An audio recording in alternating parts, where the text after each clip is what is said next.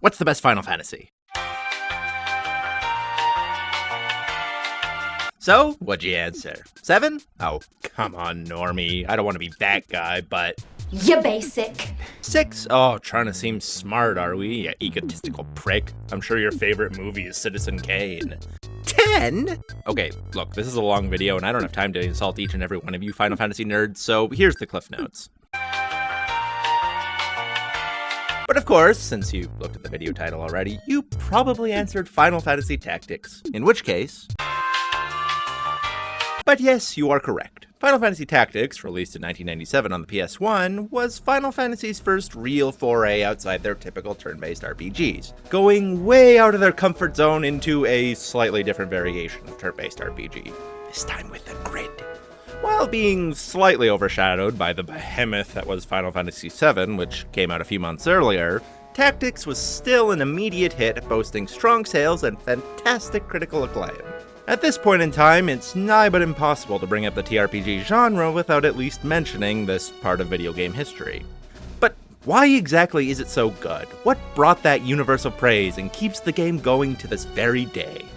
Well, let's find out as we dive into the story that is Final Fantasy Tactics.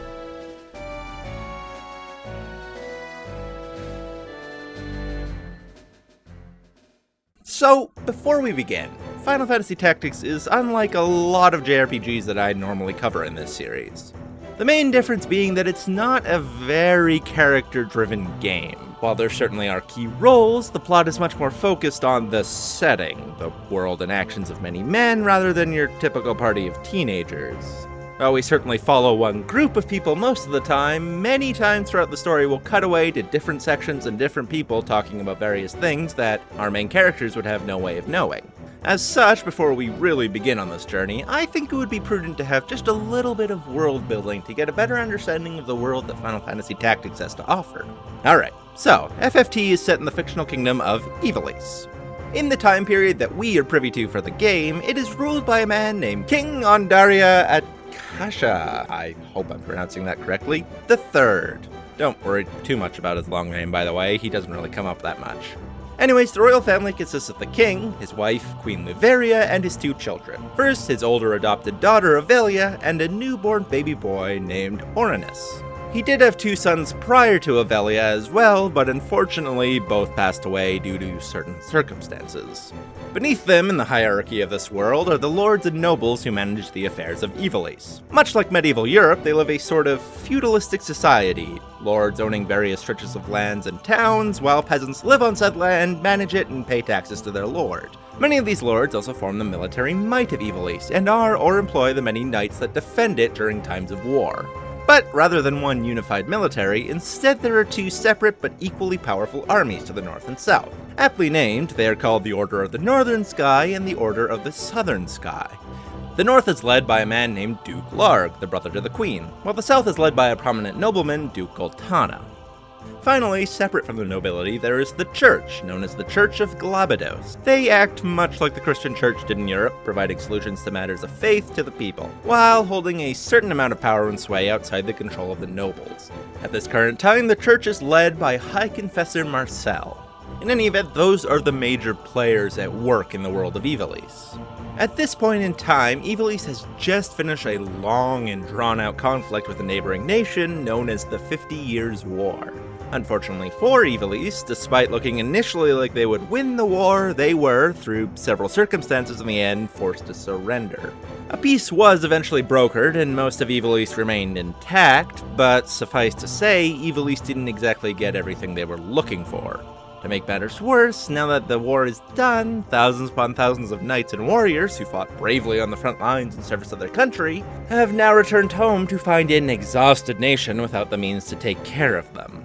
They were promised riches and glory, and instead got treated to a life of begging and pure poverty. Though it does seem to be a problem only affecting those of, let's say, a more rustic upbringing. Many find the only option left to them is one of theft and banditry. And to add a cherry on top to all this misery, the king, during his son's first birthday, took to his bedchambers seemingly ill, and he hasn't come out since. Yes, at this point in time, things certainly aren't looking good for fair Ivalice. a lack of wealth, civil unrest, and a slowly dying monarch. However, taken from another light, one could argue that perhaps this could be a time of opportunity. When everything is thrown into chaos, it becomes, oh, so much easier to gain power. Alright, with all that established, let's actually dive into the nitty-gritty of the game that is Final Fantasy Tactics. Here, we finally get to meet our protagonist, a young lad by the name of Ramza Beoulve. He is the second youngest child and youngest son of the prestigious Beowulf house, a noble house even among nobles. They are known for creating some of the greatest military leaders the Order of the Northern Sky has ever seen. Heck, some of the best the entirety of Evil East has ever seen. His father, Barbaneth, was such a man, heralded as a hero in the 50 Years' War. Unfortunately, however, rather recently, he succumbed to a terrible illness and died, leaving the Beowulf siblings to follow their own paths. The eldest son, Daikadar, took control of the Beowulf household. He's taken to managing the more bureaucratic affairs that face the household, and has become a trusted advisor to the head of the Northern Sky, Duke Larg. The second eldest son, Zalbag, ended up becoming the general of the Northern Sky's army, and follows his father's footsteps in becoming a brave knight. The youngest child, the daughter Alma, the only one of the siblings to share a mother with Ramza, is still at school and may aim to be a sibyl and employee at the church once she's older. And finally, our main character Ramza, much like his father in Zalbag, aims to become a proper knight. However, he's still a bit too young for the role, so he's been attending an academy in the attempts of becoming a knight's apprentice, a squire of sorts. Finally, there are two more children who live within the Beowulf Manor. Barbaneth's adopted son and daughter, Delita and Tietra Hyrule. Their parents were simple farmers who lived on Beowulf land, but unfortunately died to a plague. As such, they were adopted by Barbaneth and treated as his own. Being at the same age of Ramza and Alma respectively, the two Hyrule siblings have grown very close to the youngest Beowulfs. Anyways, as we finally begin our story, we join our boy Ramza and his good friend Delita, who have just finished their training to become knights apprentices at the local academy. Oh, and you also get to witness this game's weird obsession of replacing C's with K's. Anyways, now that they are knight apprentices, they have work to do. Namely, dealing with the ever-growing bandit presence that I mentioned earlier. In particular, there has been a group known as the Corpse Brigade, which is beginning some notoriety these days. It's a sort of dark version of Robin Hood. You know, steal from the rich, give to ourselves kind of mentality. So you go about your work dealing with a few brigands here or there, when suddenly, Delita and Ramza happen upon a captive. But it doesn't take long for you to deal with the rogues and rescue the man. He reveals himself as a man named Argath, a knight apprentice much like yourself. He is an employee of a man named Marquis Elmdor, a noble hailing from the eastern reaches of the kingdom. It seems the Corpse Brigade has taken the Marquis captive in hopes of winning a ransom off him. Argath, recognizing your prestigious family name, begs that you help him in attempting to rescue the Marquis. Ramza and Delita both agree that you should try to do something, though wager it would be better to talk to your elder brother and enlist aid rather than run into a bandit's den blind. Argath agrees, and the three of you head back to your home, where you have a nice little chat with your eldest brother, Daikadarg. However, he simply tells you that a group of knights have already been dispatched to rescue the Marquis. Argath begs Daikadarg to give him men, to let him march forth and reclaim the honor those brigands took for him, but Daikadarg is having none of it. He's already sent a trained team of fully fledged knights, and you're nothing but a bunch of knights' apprentices at this point. Stay within the castle walls, and stay out of it. Well, it doesn't look like there's much you can do, so the three of you head out into the castle grounds. At this point, Agrath spills a bit of his guts about the past and what his household was like before all this happened. About how he used to be a noble of a prestigious house, but his grandfather deserted in the war, disgracing his house and good reputation. In any event, as you're talking, who should appear but the remaining members of the Beowulf family, Zalbag, Tietra, and Alma. Zalbag congratulates you on your recent victory over the bandits and remarks at how much the two of you have grown. Seeing your disappointment at not being able to take part in the rescue effort, he lets a little something slip. While Daikadarg had forbade you from joining in the party to rescue the Marquis, Zalbag had sent a spy to infiltrate the Corpse Brigade, but that spy had not returned for quite some time. And well, a missing spy at this point isn't really worth risking good men when a Marquis is being captured. But, well, maybe some nice young knight apprentices could help him look into it while he's busy dealing with that. With that nudge, the three of you make to depart, but before you leave, Alma gives Ramza a little pause for thought. It seems Tietra gets teased quite a lot for being born with common blood. In any event, you can't dwell on societal issues right now. You need to investigate the Corpse Brigade. After dealing with some generic Final Fantasy monsters, you arrive at the town Zalbag mentioned last hearing from his spy, where you find an odd sight. A man threatening a member of the Corpse Brigade for information on the whereabouts of the Marquis. It takes a moment, but eventually Delita realizes that man was someone named Wiegraf, the man thought to be the leader of the Corpse Brigade.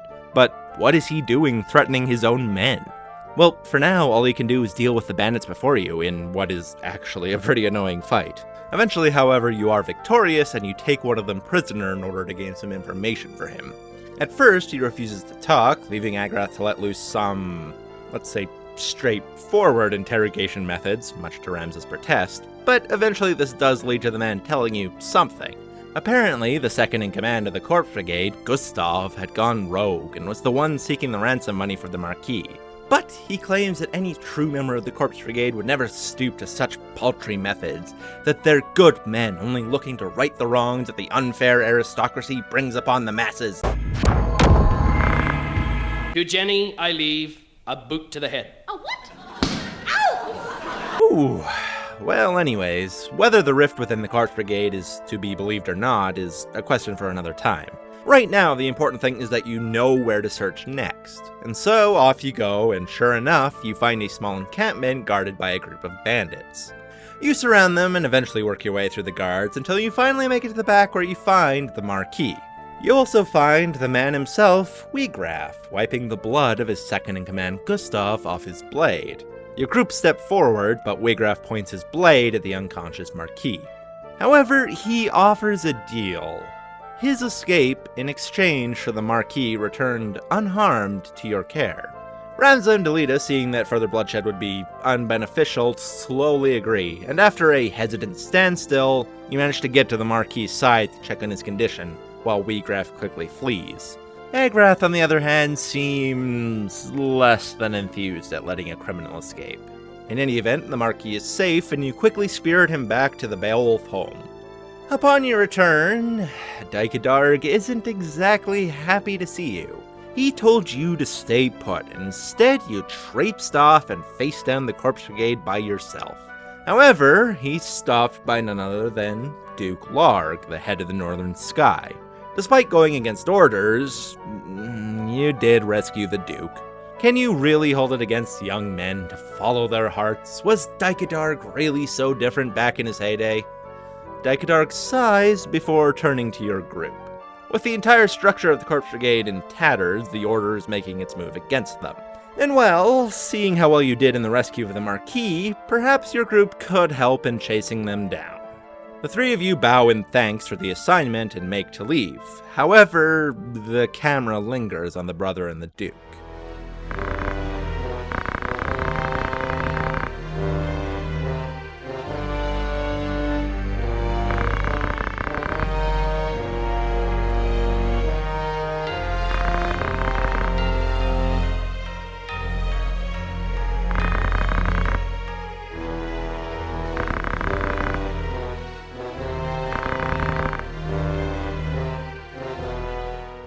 What follows is a couple battles against the Corpse Brigade. However, as the battles led on, it starts to become more and more apparent that these aren't men and women fighting to injure or gain some kind of profit. They really are just striking against a system that has wronged them, a system that has placed them as inferior. Ramza, and especially Delita, begin to feel conflicting emotions, though Agrath doesn't seem to care all that much. However, it is at this point that news arrives. While the majority of the Knights of the Northern Sky were out dealing with the remains of the Corpse Brigade, a small unit moved within the capital and struck the Beoulve household. Your group rush home to find Dikedarg injured, Alma shaken, and Tietra missing, captured by the Corpse Brigade. You talk with the bedridden Dikedarg. He's wounded, but he'll recover. He tells you to avoid conflict with the Corpse Brigade. They're on their last legs at this point, driven into a corner. Zalbag himself will personally hunt them down and finish them. As for Tietra, you don't need to worry. Daikadark has put measures in place to ensure that the northern sky doesn't move until she is secured and safe. After all, Tietra is like a sister to him in all but blood. He would never do anything to harm her. However, Delita is still worried. How couldn't he be? His sister is in the hands of cutthroats and rogues. Ramza is in the process of trying to talk him out of doing anything too rash when Agrath shows up. He claims, "Your brother's words were not more than honeyed nothings. What noble would ever bother to risk an entire operation just to save a few drops of common blood?" Delita lays a smack into Agrath's smug face, but Ramza quickly jumps in, just trying to avoid a fight. Agrath throws some more venom Delita's way, but thanks to Ramza holding him back, Delita doesn't fall for the taunts, instead marching off. Ramza turns to the downed Agrath and orders him to leave, never to return. Agrath acts hurt, though he doesn't seem surprised.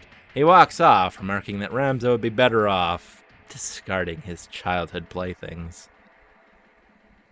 In any event, you can't just sit back and do nothing while Delita's sister, heck, your sister, is being held against her will. You deal with several groups of the Corpse Brigade, but with each encounter, things just start to feel off. These men and women are frightened, scared, driven into a corner, yet still they fight for their simple, basic rights. Yet, no matter what, they are painted as criminals. What's more, you can't help but feel like a certain hand is guiding some of them. Some secret agenda being followed. After a long journey and much bloodshed, you eventually arrive to find Tietra. She's still alive, though being held captive. You also find your elder brother, along with a collection of Northern Order knights and, Agrath.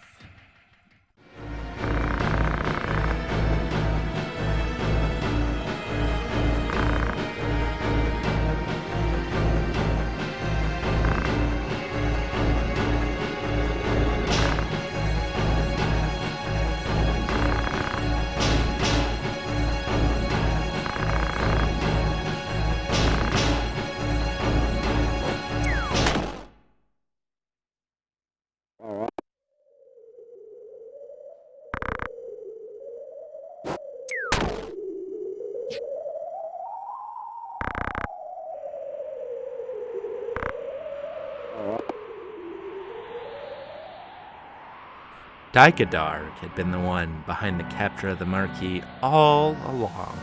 He was the one who strung along Gestahl, who convinced him to capture and try to ransom the Marquis.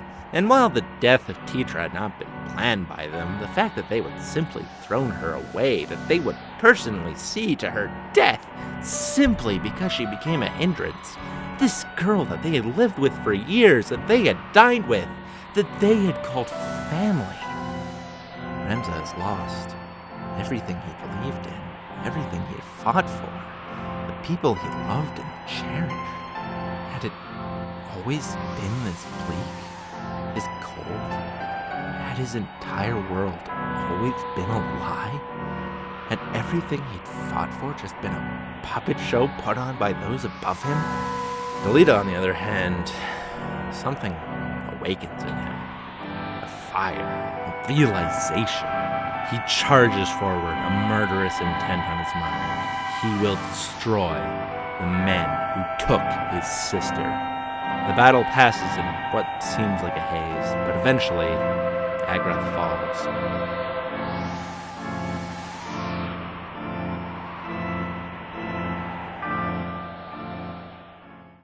In any event, some time has passed. Ramza, having lost his purpose in life, left his old family behind and simply wanders aimlessly. He eventually finds himself a job as a mercenary of sorts under a man named Gaffgarion. They're a small but surprisingly effective little troop, and most of their employ comes from the Order of the Northern Sky. Eventually, they're hired to help a couple of royal knights in escorting the royal princess, Ovelia, back to the royal city. As Gaffgarion is discussing the details with Ovelia's guardian, the knight Agrius Oaks, wouldn't you know it, a group of bandits attack looking to abduct the princess. It doesn't take much time for the knights and mercenaries together to rout the small group assailing them, but unfortunately it looks as though this was simply a diversion. While the guards and mercenaries were busy dealing with the front, a solitary but familiar-looking warrior managed to escape with the princess.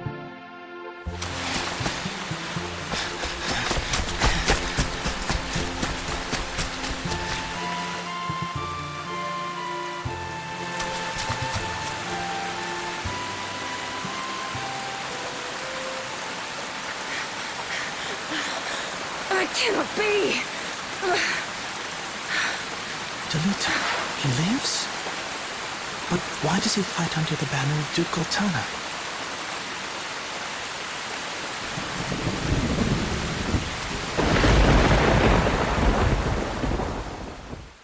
Agrias curses the knaves that would take her and plans to make quickly after them. Ramza, speaking up for the first time, begs her to take him with her. He needs to know why Delita would be here. Why would he do such a thing? Gaffgarion is taken aback at Ramza's sudden bravado, but eventually relents that saving a princess would probably be worth a fair penny, and agrees to come along as well. So your group give chase, and after saving a chocobo from some goblins, you eventually do catch up with the princess and Delita. Unfortunately, however, they seem to be surrounded by a group of Northern Sky Knights. It becomes apparent rather quickly that they're not here to save the princess, rather to kill her.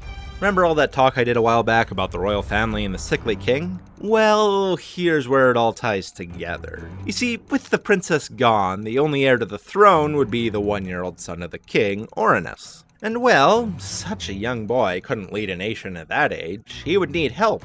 A strong guiding hand like, I don't know, maybe his uncle, Duke Larg. Yes, a lot of people would surely benefit from the princess's death, including your elder brothers Dykedarg and Zalbag. It seems that these knights are here to fulfill that wish. What's more surprising, though, is apparently Gaffgarion was in on it. He had been paid quite the pretty penny by the Northern Order to ensure the kidnapping went smoothly. However, it seems Delita somehow managed to gain wind of their plan and had set out himself to abduct the princess away from her abductors. In any event, Gaffgarion turns his attention on Agrias and the princess, meaning to strike them both down. No hard feelings, though. The job's a job, after all. He motions to Ramza to follow him. Ramza, however, has had enough of this. Enough of marching on the weak, on schemes and twisted plans by men in power to gain even more of it. He joins up with Agrias and Delita and makes to protect Ovelia. And if you're a smart little boy or girl, you can just equip Gaffgarion with laughably underleveled equipment and make short work of him. In any case, having driven off the Northern Sky, you talk a while with Delita. The princess is a wanted woman. Both the Northern and Southern Sky will seek to use her, or worse, kill her. What's more, there's a very good chance that the Queen herself is seeking to have Ovelia disposed of and her son, her true blood son, put on the throne rather than her. He offers to take the princess into his care, claiming that he's the only one who can take care of her, but refuses to say how exactly he plans on actually protecting her. Ramza and Agrias are still hesitant on his true motives, so instead, Delita opts to just leave her with you, for now, before walking away, revealing very little of what he has seen this past while. In any case, while Delita is still a total mystery at this point, you don't really have many places to turn to. With the royal family and the orders of the Northern and Southern Sky against you, your only real recourse is to throw yourself upon the mercy of the Church. However, if you do manage to win their affections, they should be able to keep Ovelia out of the prying hands of the other three factions. So you make your way towards a famous cardinal, known for taking the weak within his protection.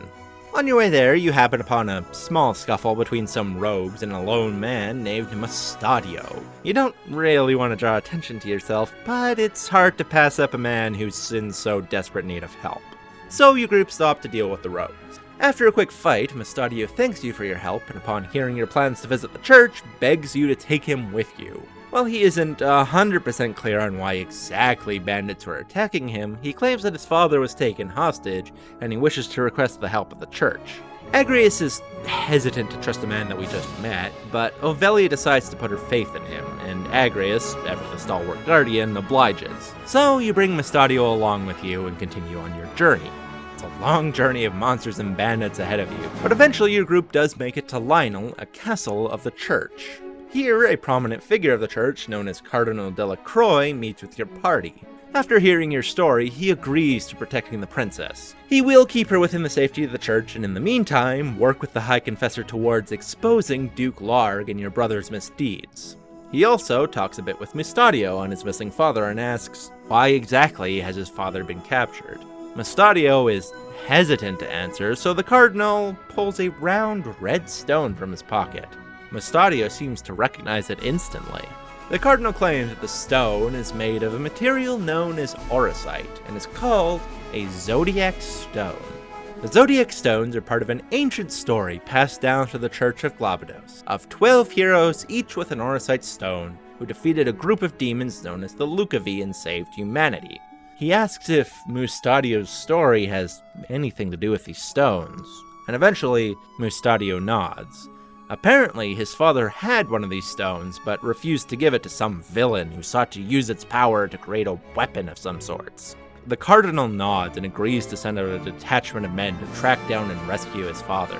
Mustadio and Ramza both volunteer to take part in the rescue effort, which the Cardinal is more than happy to oblige. Agrius and Ovelia instead decide to stay within the walls of the church, finally safe from the clutches of the northern sky. Still, they make sure to thank Ramza for everything he did in helping them to get there.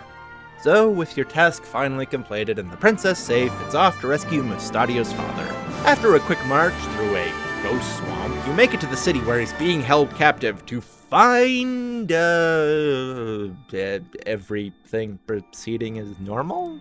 But wait, didn't the Cardinal send some men to help you? Shouldn't they have arrived already? Wouldn't there have been like a fight or something that broke out? The two of you split up to find out what's going on. And it doesn't take long for Mustadio to get captured. It seems the Cardinal was the one behind Mustadio's father's kidnapping all along. He'd been the one looking for that Orisite, though why exactly he needs it is anyone's guess. In any event, he managed to quickly deal with the men working for the Cardinal and rescue Mustadio's father in the process. It looks like even the church is aiming to assert itself in the power vacuum that Evilis finds itself in. Only, it looks as though they intend to use the stones rather than the royals to achieve their bid. While it's hard to say what sort of actual power they hold, they do hold a very real symbolic power with the people, having been stones of legend and what have you. But in any case, since Ramza and Mustadio were able to prevent the stone from falling into the Cardinal's clutches, they may instead turn to leveraging the princess instead, meaning her and Agrius could be in serious danger right now. So the two of you quickly begin to make your way back to Lionel, only to run into, well, son of a gun, it's Delita. Once more, he speaks in vague nothings, simply telling you that he is the only one capable of truly saving the princess, that no matter how hard Ramza may try, he'll only bring more harm to her before disappearing.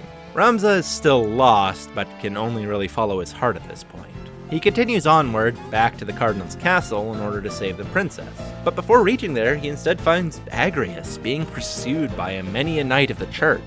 It seems as though the Cardinal had been working with Larg and was currently in plans to execute the princess. So, you quickly work together with Agrius to drive off the knights that were chasing her and make for the execution grounds where Ovelia is to be hung. You arrive not a moment too soon, only to find this whole execution was just a ruse to draw you out to get the stones. The princess is gone. Who knows where the heck she is? All that waits for you here is death.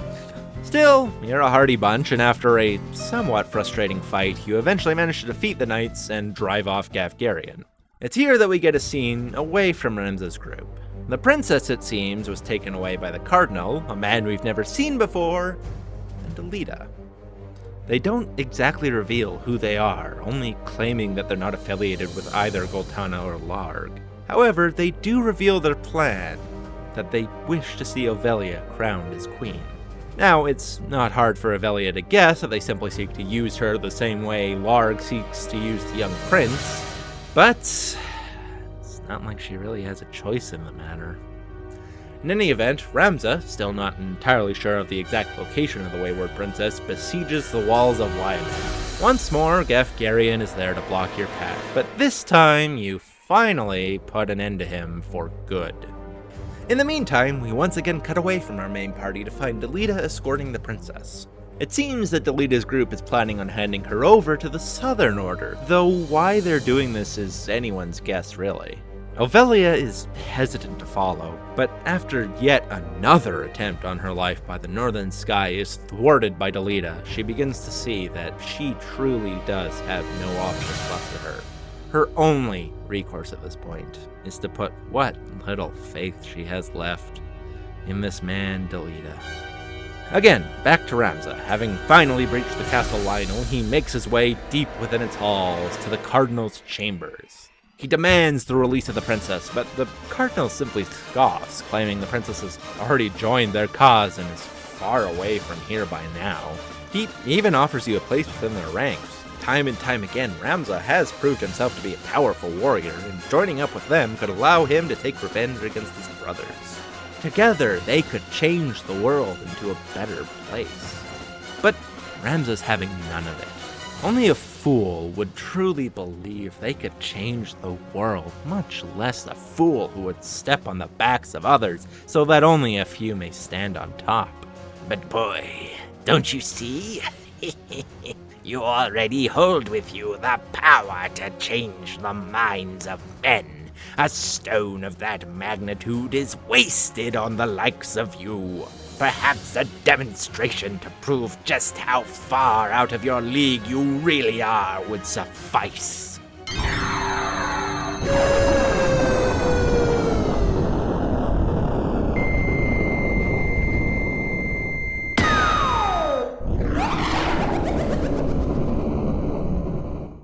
Yes, boy, the power to change into Uncle Fester's Oogie Boogie cosplay.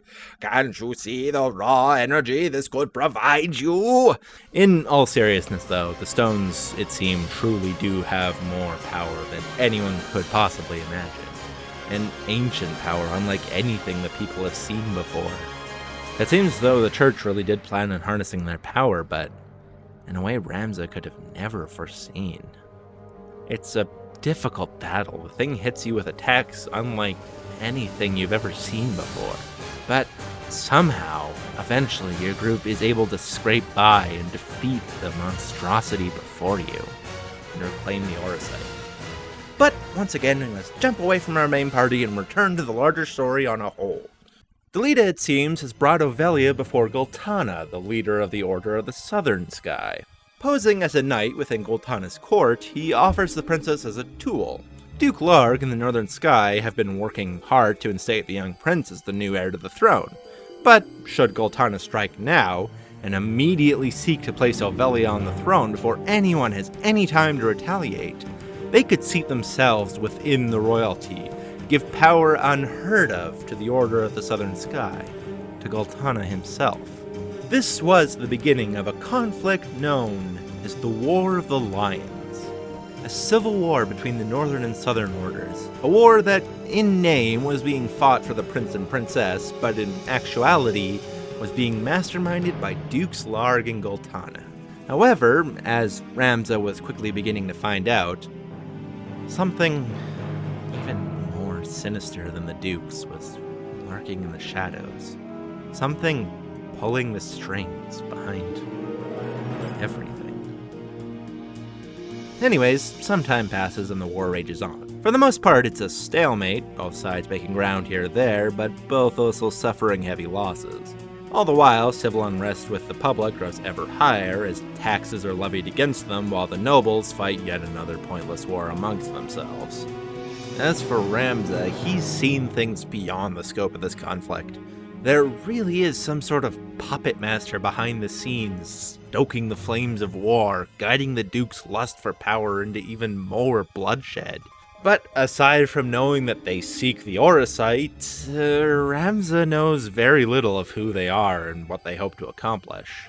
For now, he decides that it would be best to confront his brother Zalbag and try to warn him that someone pulls the strings from the shadows. As he makes his way towards Zalbag's stronghold, Ramza happens upon a group of bandits assaulting a young lord, seemingly around Ramza's age. Being ever the selfless warrior, Ramza of course helps the man and you quickly drive off the bandits. The boy thanks you graciously, introducing himself as Oren. He's traveling in the opposite direction from you, so he simply gives you thanks before setting off. though he does seem to recognize you. In any case, you need to meet up with Zalbag. Upon arrival, Zalbag is curt but not openly hostile towards Ramza, so Ramza starts about his plea and tries to convince him of the mastermind lurking behind everything. This war is pointless, being spurred on by forces beyond the Dukes. He also tells Zalbag of Daikadarg's hand in trying to abduct and murder the Princess Avelia. While Zalbag had been skeptical about the whole puppet master thing, the mention of Daikadarg having a hand in the princess's capture sets him off. He refuses to believe that a Beowulf would take part in such an underhanded ploy. It seems Zalbag has no idea how deep his brother's lust for power truly runs. Unfortunately though, he has little trust for Ramza after he deserted the family, and even less so now that he's accusing Daikadarg. He demands Ramza leave, even going so far as to claim that his mother's common blood must be tainting his judgment. Well, that could have gone better. Still, Ramza did all he could to convince his brother, so he makes to leave. But before he can, he's stopped by none other than his younger sister, Alma. She's upset at seeing him run off with nary a goodbye, but he had his reasons. Partially to protect her from the dark road he plans to set out on, but also partially because he's scared that seeing her would tempt him to return to his life of ignorance. In any case, he tells her that he has to go, that he has to find Delita. It's still unclear what exactly his goal is, but he's certainly at least working in part with the dark forces behind this whole ordeal. So Ramza has to go, both to find Delita's hand in all this, as well as unmask the darkness lurking behind the shadows. Alma, hearing this story, demands that Ramza take her with him. She's had enough of hiding away in the shadows and wants to do her part to help her brother. Ramza, of course, is having none of it and tries to turn her back, but as he's doing so, the two of them are interrupted by someone else. It's an inquisitor at the church, come to take you, Ramza Beoulve, on suspicions of the murder of Cardinal Delacroix. They demand to take Ramza under arrest. Of course, going peacefully would all but spell Ramza's doom, so you're forced to fight off the Inquisitor and his men. And it's not long before the man is forced to retreat. It seems like the treachery within the church runs deeper than just Cardinal Delacroix, though exactly how deep it is hard to say. At the very least, it seems like the Inquisitor had no idea that the Cardinal transformed into that hideous monstrosity. More likely than not, he was sent to collect you so that they might get their hands on the aura site you hold. Speaking of, Alma suddenly realizes that the aura site you told her about reminded her of something. She's seen something like it before, at a monastery she once studied in. However, she won't just give you that information, you have to take her with you if you hope to get it. Ramza tries valiantly to convince her to change her mind, but eventually relents and agrees to bring her with him, but only as far as the monastery. Still, it won't be easy going. Having now murdered a cardinal and rebuffed an inquisitor, no matter how justified you were in doing so, you have been branded a heretic in the eyes of the church, a wanted man with a high bounty on your head. But eventually you do manage to make it to the monastery Alma mentioned, where you find that it's already in the process of being sacked. A local bishop and old mentor of Alma's lies badly beaten on the floor, and Ramza and Alma quickly rush to his side. He tells you of the true motives of the church. It seems the leader of the church, High Confessor Marcel, has had plans to restore the church to its former glory. By secretly goading the dukes into the conflict between them, he whittles away at both their armies, and at the same time, the public's faith in the crown. After the two armies have been beating each other black and blue, the Confessor can use the Zodiac Stones to win the hearts of the masses and lead a revolution to dispose the monarchy and take control of Ivalice.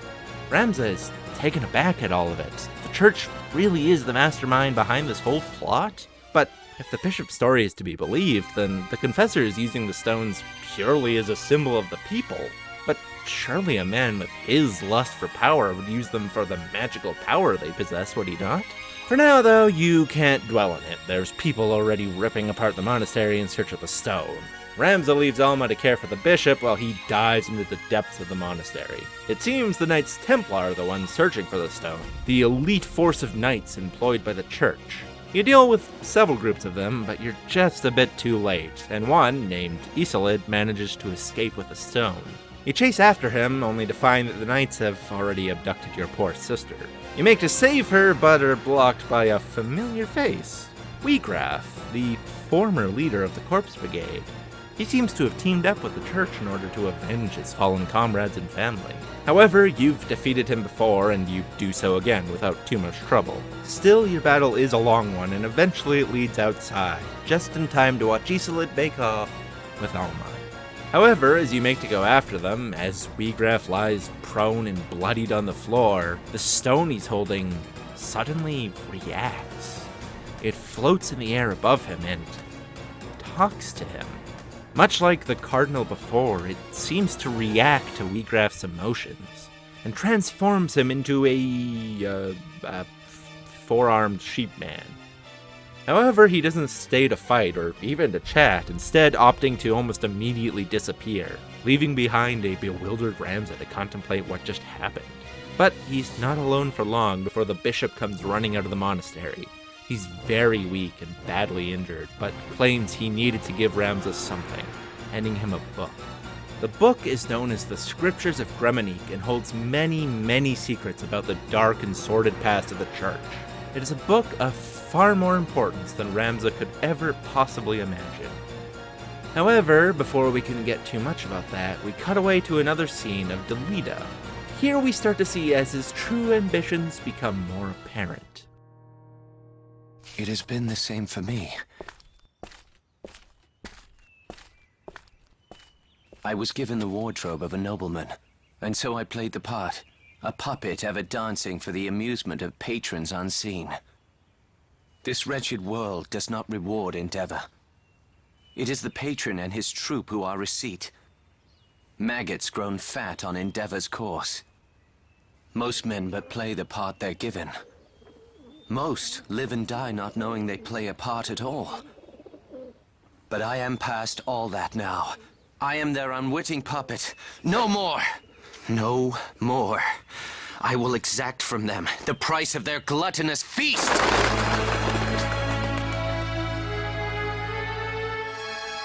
And just what is it you plan to do to them? I will burn down this kingdom, and from its ashes build for you a new one, a kingdom worthy of you. I will show you a world where your light will outshine the sun, a world that will know no darkness.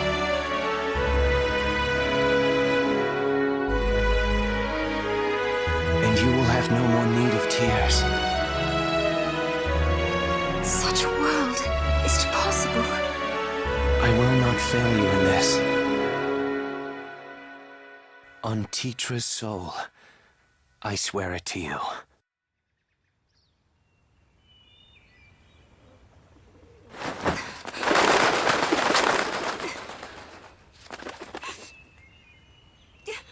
Dry your tears.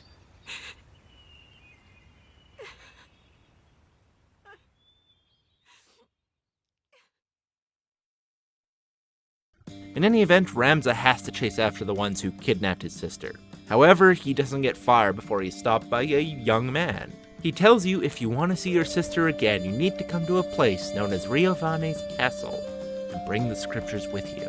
It's a long journey, and along the way you're forced to rescue a man from a much dumber game, fight off various monsters and hoodlums, and hey, you even run into Oren again.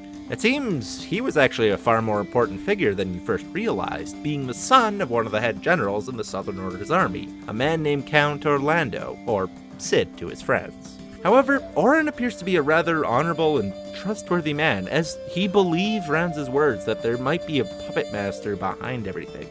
He even agrees to help him in fighting this force behind the curtains. Unfortunately, though, you still don't have time to chat, as you're still a fair ways from the castle and you still need to rescue your sister. So you continue onwards until eventually you come across the man who ordered you to bring the scriptures, apparently having a dispute with a young woman. Seeing your group arrive, the woman jumps out and asks for your aid, which you're more than happy to do. You quickly deal with the small group assailing her, and the young man flees, leaving you free to talk about what the heck is going on here. The girl introduces herself as Rafa, and that young man you fought off was her brother, Marik. It seems the castle you're headed to is run by a man named Grand Duke Barrington, another man seeking power in this time of strife. He seems to have thrown his lot in with the church and is aiding in their collection of the Auracite. He also was the adoptive father of Rafa and Marik, and Rafa is trying desperately to get her brother to see him for the twisted soul that he is. So she quickly opts to join your group in order to put a stop to her adoptive father and save both yours and her siblings. But before we get to do that, another scene about Delita and Ovelia. This time, they aren't together long before assassins appear from the shadows. Thank goodness Delita is here. That princess would be in serious trouble.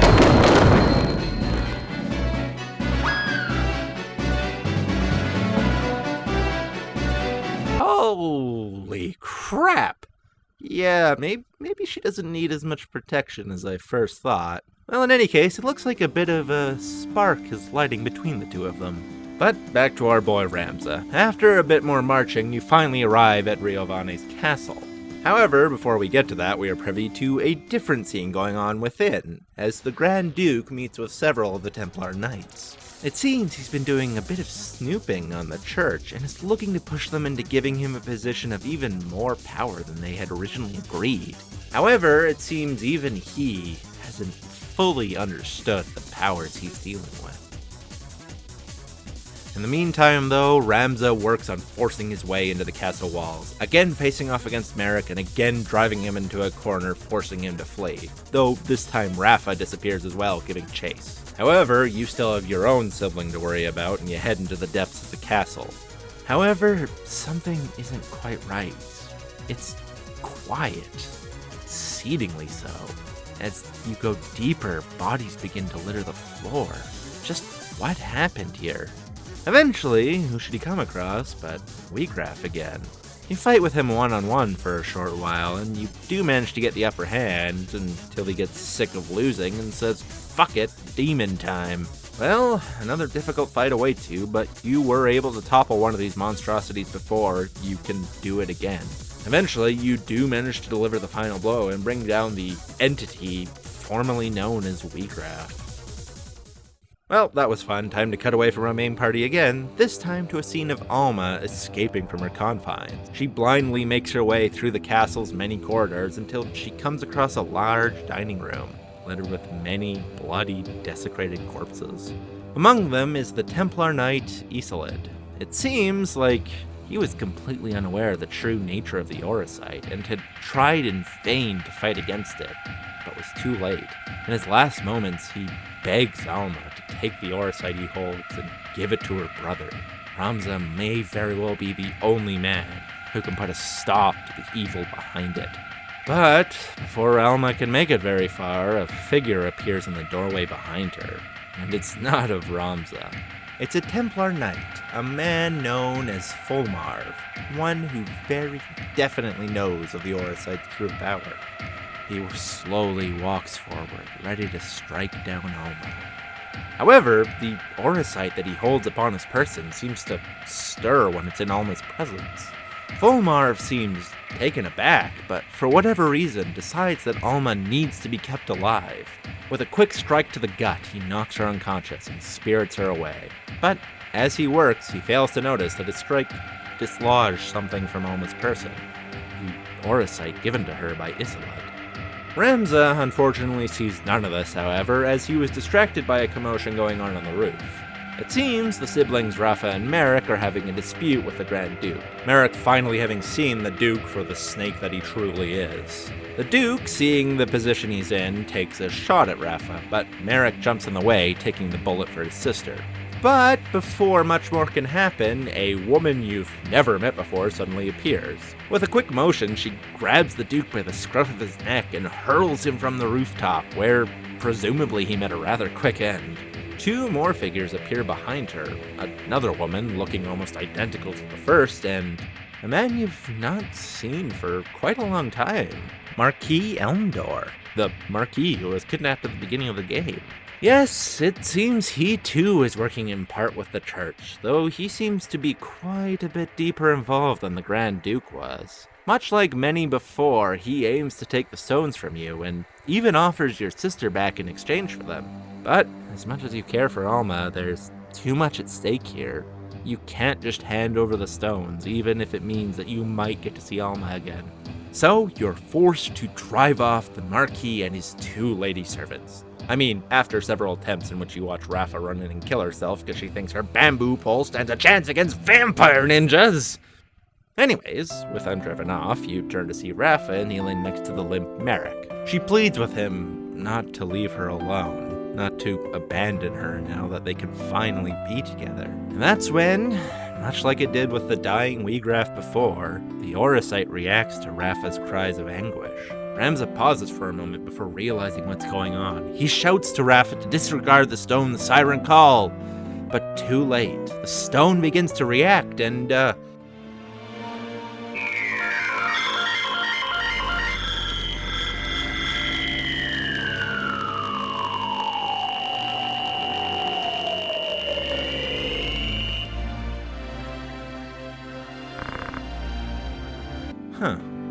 Yes, surprisingly, the stone did not react like the others had. Instead, somehow, it had performed a miracle.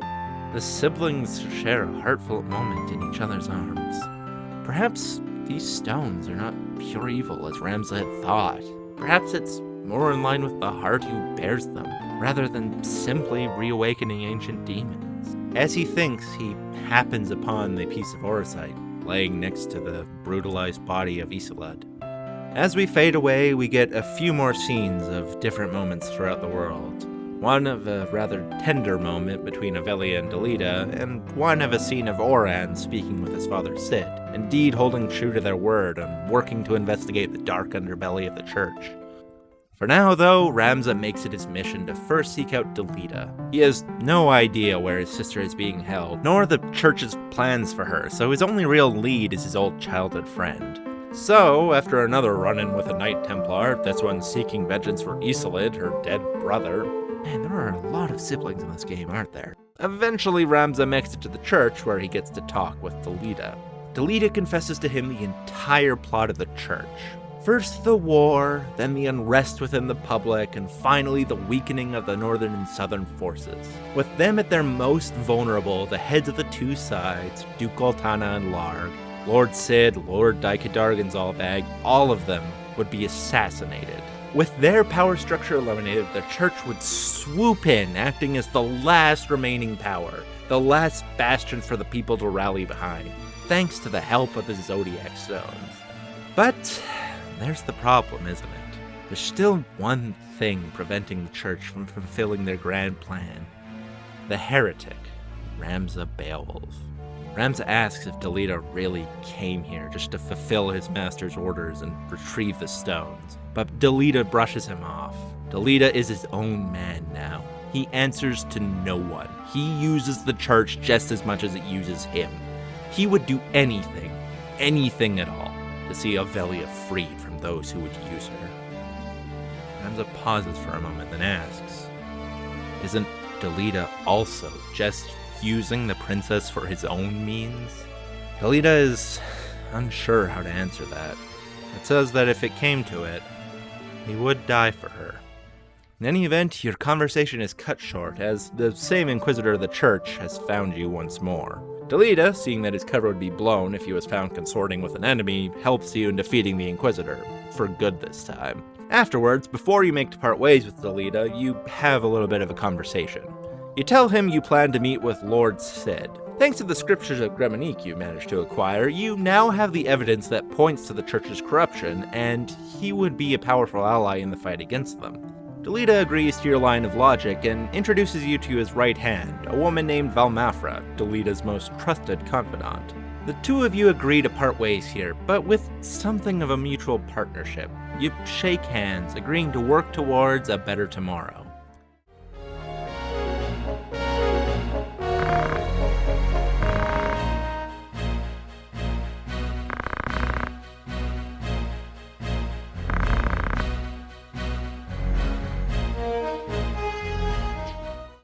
Anyways, you need to go and meet with this Cid fellow to try and convince him to end his part in the war and set your sights on the true villains, the Church. However, it seems that he is getting ready for a massive battle, probably the largest this war has seen. It's soon to be underway, and both the Northern and Southern Orders are deep in preparations for the coming bloodshed, so that's where you'll probably find him.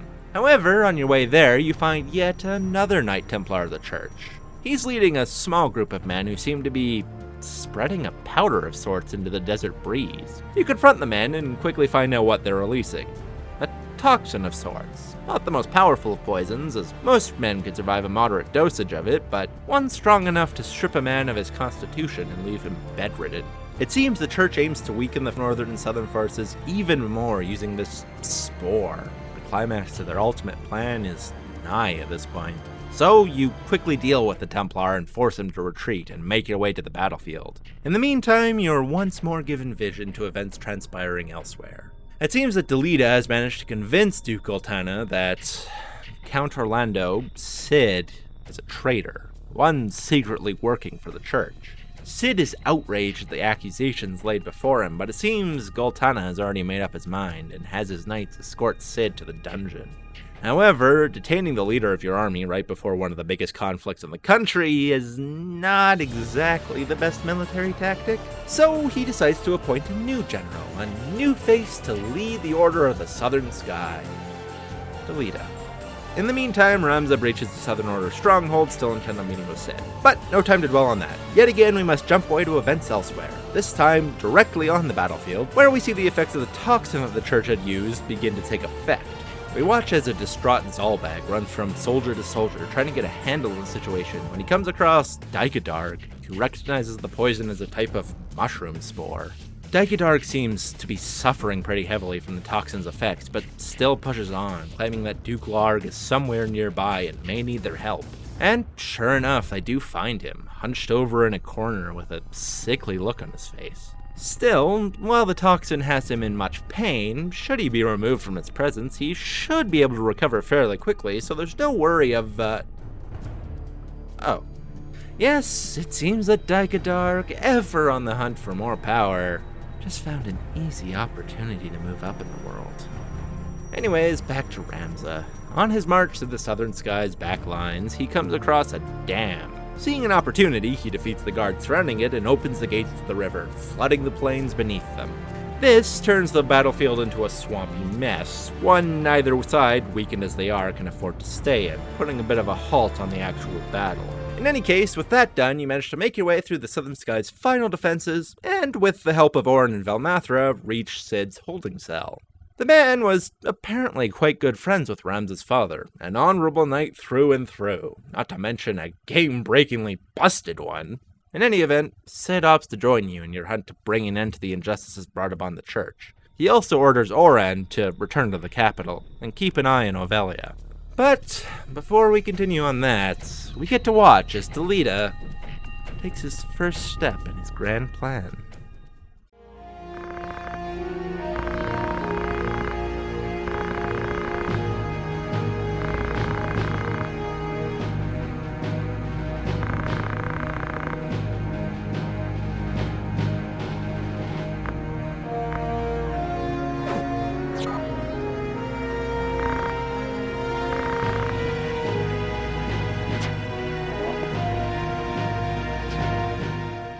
Yes, both Duke Larg and Goltana are now dead, yet the war does not fall so easily.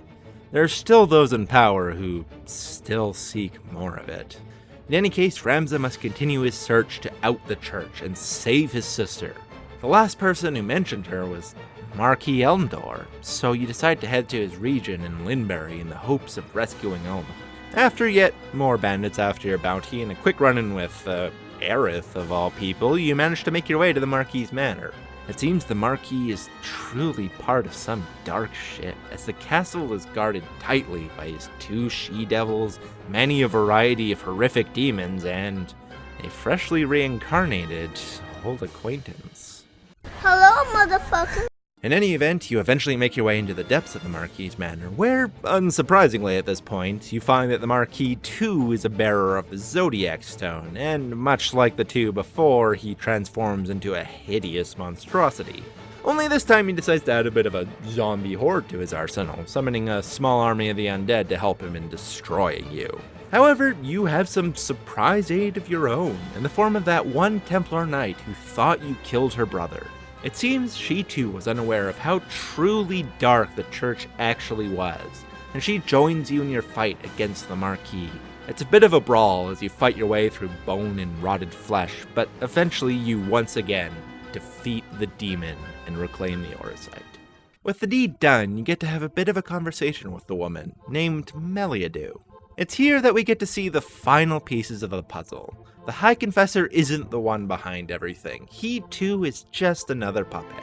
While he is a corrupt man, the only one who seems to know about the Odyssey's true power is Lord Fulmarv, the head of the Templar Knights and Meliadu's father. Or, to be more precise, the demon that currently resides within his body.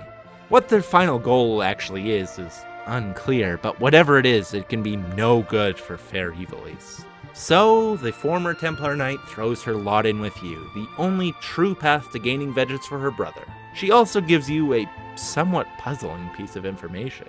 Apparently, before she had left to track you down, she had overheard her father's plan to hand over a Zodiac Stone to a specific person, one Daikadarg Beoulve. But before we can follow that line, another scene is given to us, this time of Ovelia and Orin.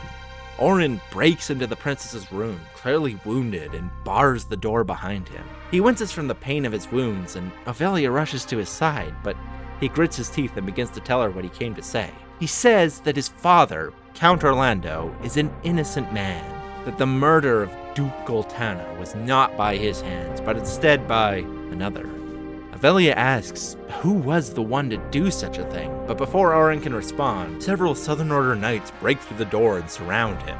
Delita, now Lord Commander Delita, marches into the room and orders the remaining knights to exit. Ovelia pleads with Delita to spare Orin for whatever he may have done. He is a good man. Delita simply turns to her and asks her to leave, asking, doesn't she trust him by now? Ovelia is halted by those words.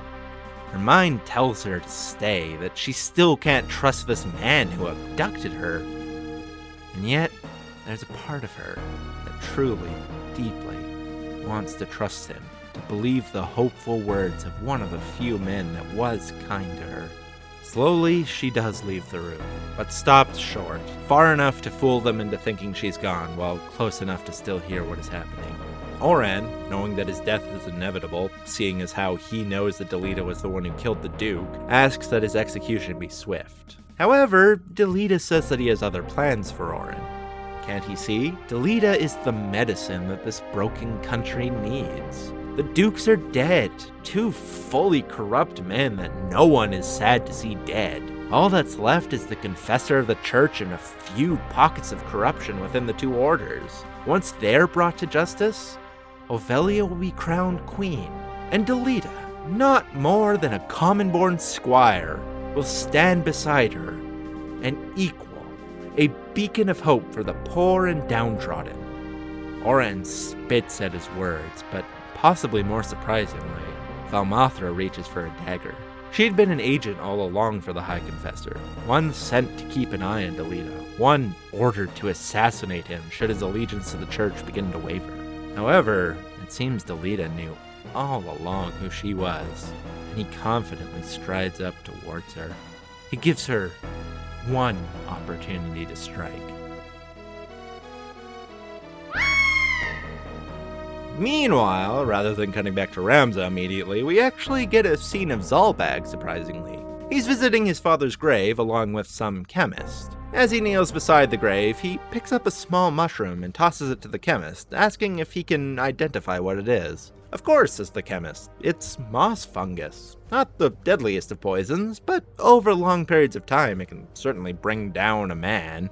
Actually, it's pretty popular as a poison because the symptoms are usually seen as nothing more than a simple illness. Great for killing someone if you got some time on your hands and don't want anyone to find out about it. However, there is usually one pretty telling sign if someone has died due to the toxins. The mushrooms will begin to grow around their grave. Anyways, we finally return to our main boy Ramza as he makes his way back to the Beowulf household to check on the stone Daikadarg supposedly received. He arrives to find Zalbag already confronting Daikadarg. How deep did Daikadarg's treachery truly run? Not only Duke Larg, not only Tietra or the countless other innocents he killed along the way, but the man had murdered his very father. Zalbag too has finally had enough of this treachery and turns to face his brother in combat. Ramza aids him, and the two of you quickly manage to get the better of the eldest Beoulve. However, that's where the stone comes in. You've seen it many times now. The power calls to the weakened Daikadarg, and he's only too happy to take the opportunity. He spirits Zalbag away before turning to face your party. But honestly, at this point, you've got so many overpowered abilities and ridiculous weapons that I managed to defeat him before he even got a chance to move. And no one ever said this game was balanced. Anyways, this is it. You hold with you a collection of Orosite and the scriptures of Gremonique. All that's left to do is face down the church, so you head to the holy capital and find the Knights Templar waiting for you. They demand you hand over the stones and scriptures, while you demand the release of your sister. Eventually, after some debate, you hand over the scriptures, keeping the stones until you see Alma return. But it looks like that's exactly what Fulmarv wanted, as it seems that the scriptures hold some sort of incantation that he requires, more so than any of the stones. After a short but ultimately pointless fight, he vanishes, but not before leaving behind a small present. A brother, Zalbag. It seems the demons did something to him. His consciousness still there, barely hanging on, but his body beyond his control, forced to attack you. So, Ramza is forced to bring down yet another member of his family. But this time at least, Zalbag thanks you for releasing him. You make your way into the High Confessor's chambers to find him nearly dead, gasping for air, already struck down by Fulmarv. With his dying breath, he tells you of the location that Fulmarv was headed. And so you head to the monastery where it all began. The monastery where you'd met Ovelia and Agrius, where Alma had been captured, where you'd obtained the scriptures of Gremonique. It's here that you'll put a stop to the Knights Templar, the LUCT, the puppet masters behind this whole conflict, and save your sister.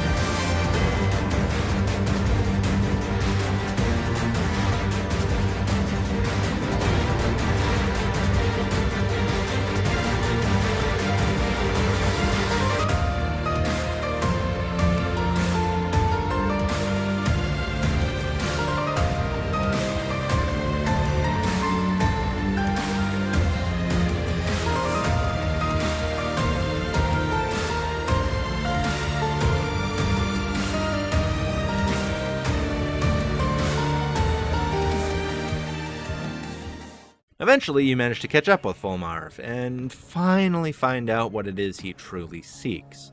Apparently, everything was leading to a ritual of sorts. One to call upon a certain ancient entity, one known as Saint Ajora, the figurehead of the entire Church of Glabados. What's more, it seems Alma was the perfect vessel for her. All he needed was the scriptures, her body, the stones, and now all he needs to do is spill your blood, and the ritual can finally complete. So, of course, another battle ensues with yet another demonic horror. However, you've come too far to be stopped here. Time to put these LUCT to sleep for good. You defeat Fulmarv and the beast reels back in anguish, but he too has come too far to be stopped here. This can't end here, not like this. So, he offers up his own blood, digging his claws deep within his own flesh. And so, Saint Ajora awakens. What Final Fantasy would be complete if the final boss weren't some ancient god that you hadn't heard of until now? However, Alma's will is stronger than one might expect, and before the ritual is fully complete, she managed to separate herself from the saint. Still, she has power far beyond any of the demons you faced so far beyond anything you could possibly imagine. The only path left to you, your only option at this point, is to destroy this monstrosity and stop it from ever escaping this wretched place. And killed him in one hit.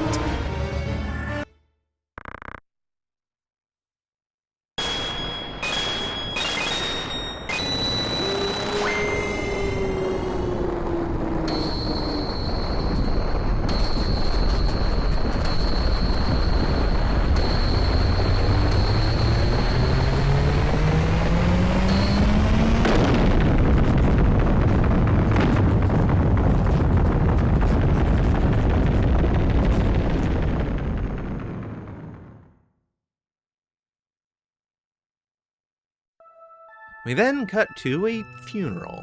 The funeral of Alma Beoulve. Various people remark at the unfortunate passing of not just her, but the entire Beoulve household. Both the eldest sons assassinated, the daughter wrongfully taken at such a young age, and the middle child, Ramza, died a heretic in the eyes of the church, not even offered a proper burial.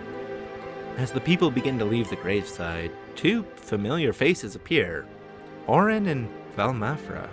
It seems Delita did not actually kill either of them. Rather, much like he did for Sid, he made them appear dead so they might live a life free from pursuers. It looks like, in Oren's eyes, Ramza was right. He truly did wish to reform the kingdom for the better. Even now, he and Avelia have begun to take strides to make Ivalice a better place than it once was. Still, Oren can't help but feel like maybe Ramza isn't actually dead.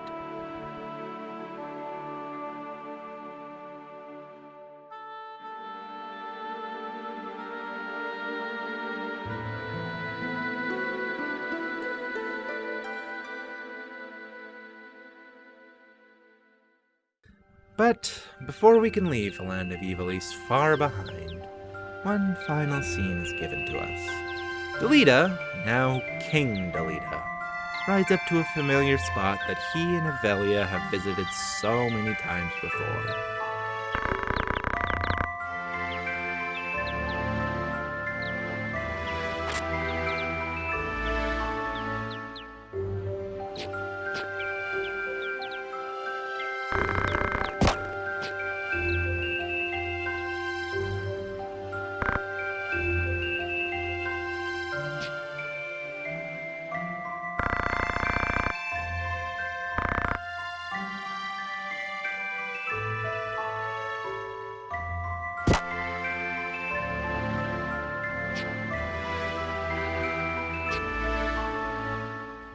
At the end of it all, the history books will tell of a grand hero, Delita, a bright, shining beacon of the people, a king who brought prosperity and wealth to the kingdom of Ivalice.